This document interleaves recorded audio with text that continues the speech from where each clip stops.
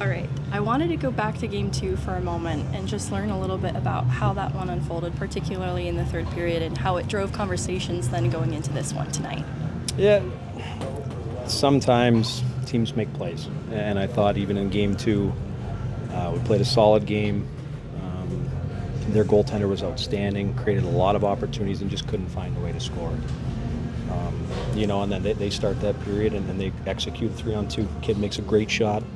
And then we do blow coverage on a controlled forecheck, and they're a good hockey team, right? You go down 2-0, then you can tell their commitment to blocking shots was outstanding, and it makes it very difficult to come back. But honestly, it didn't drive a lot of the conversation going into this third. It was one of those where we were at home. We felt good about things. We felt good about the way we finished the second, and picked right up where we left off. And I thought to get that goal in the first shift was a big boost, because goal scoring, obviously, the last 6 periods hasn't been easy for us. So to get it was a big boost for the group.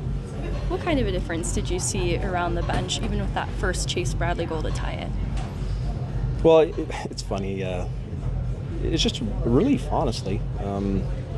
You never know when it's going to go, and when their goaltender is playing outstanding like that, they seem like nothing's going to get by them. They're squeezing everything, swallowing rebounds. So to get the goal, I think, it just gives the group a little bit of confidence, right? And then it carries over into the third period, and then you get a few more. And it's a really nice way to finish the game. We've seen a lot of this line with Poland, Bradley, and Ivan throughout these playoffs. Why have you kept them together? Oh, well, that's easy. I think when you watch their directness, their ability to read off each other, they're just built for the playoffs the way they play. They play a hard 200-foot game, responsible in all zones. And my expectations for them are honestly not to score goals. It's for them just to play hard. And they're getting rewarded right now as a result of that work. And I think you can see it's infectious when 3 guys, even Fella tonight got some reps on that line. 4 guys are playing that way. It goes right through the whole hockey team, and they're really driving the bus the last little while here for us. Going back to that game 1 of the series, another Trent Miner shutout. How are you seeing him be so competitive in net every night?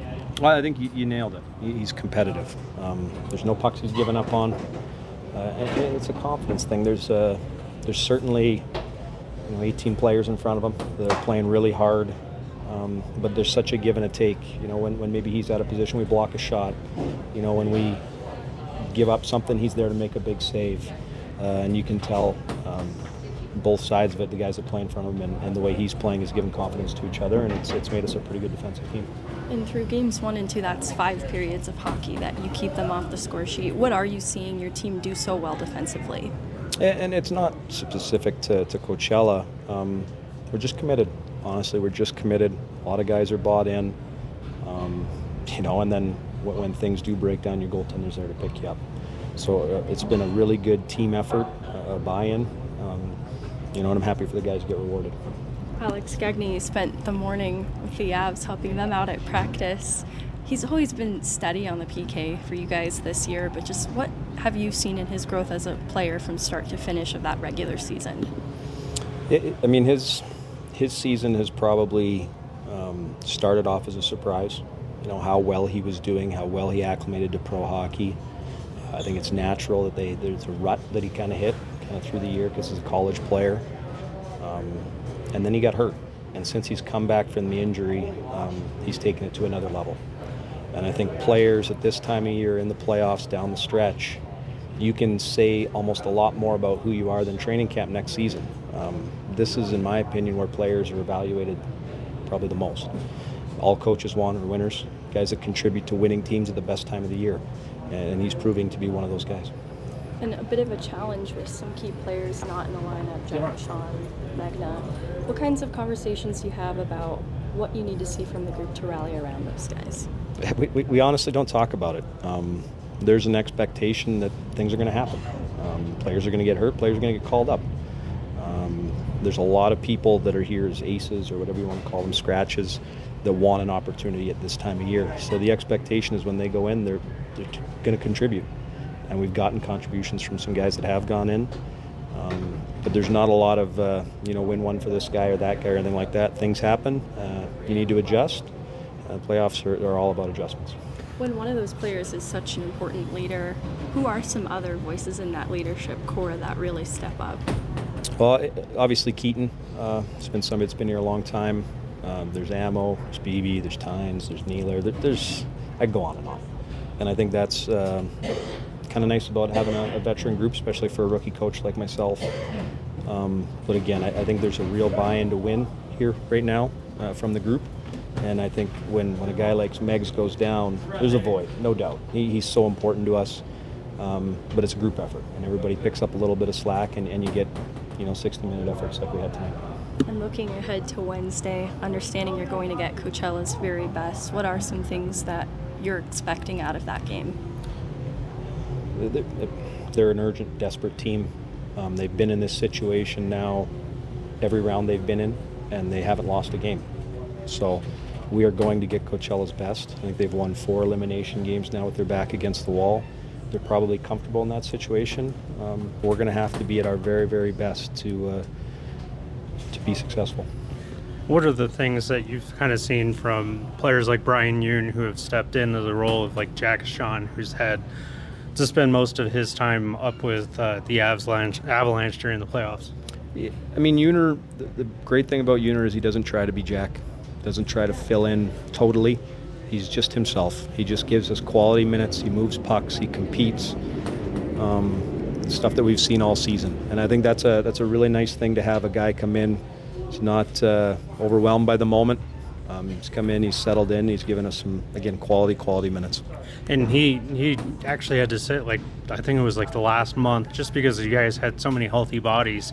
And was it an easy transition for him to just come in after sitting that many games? I doubt it. I doubt it. I think it's very difficult for players to sit a long time, especially the last part of the season where the games are the most important. I'm sure it kills each and every one of them to be up there. And then the intensity, the pace of the games changes so dramatically from the last time he played. So I know it's not easy. I empathize with those guys. So for him to come in and contribute the way he has, it's been a real shot in the arm for us. And Gavin Brenly, you've had him for a little bit of time now, and his contribution's just been fantastic, along with TJ Hughes. And I know you've paired them just because former teammates with the Wolverines. And, what kind of chemistry are you seeing with those two? Well, they know each other, and I think early on the pairing was natural because you want your players to be comfortable, and sometimes having a familiar face, familiar voice can help that along. So that was kind of the thought there. And Brins, I've had him all last season, so I've got a pretty good relationship with Brins. He's taken a lot of different roles for us. He's playing center at times for us, playing the wing, and he's really excelled. So. Again, very proud of a lot of guys in the room and the way they're playing.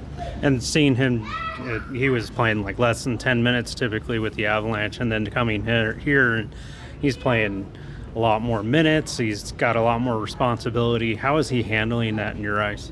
Well, it's part of why he came here. But I also think it hasn't been just gifted to him because I know him, because I know what he's capable of. I know what his poor efforts and his poor games look like. He's earned it. He's earned his moments. He's earned his minutes. He's earned a bigger role in a lot of situations. And I think that's just the maturation of a young player. We kind of forget how young he is. One of the youngest guys in the room, but really coming into his own as a pro. Yeah, it was a 2-point night tonight. And then fantastic deke in front of the net there, just to kind of open things up for you guys and give you a little bit more of a chance to breathe tonight. It's just that's something you guys are seeing a little bit more of from him and TJ?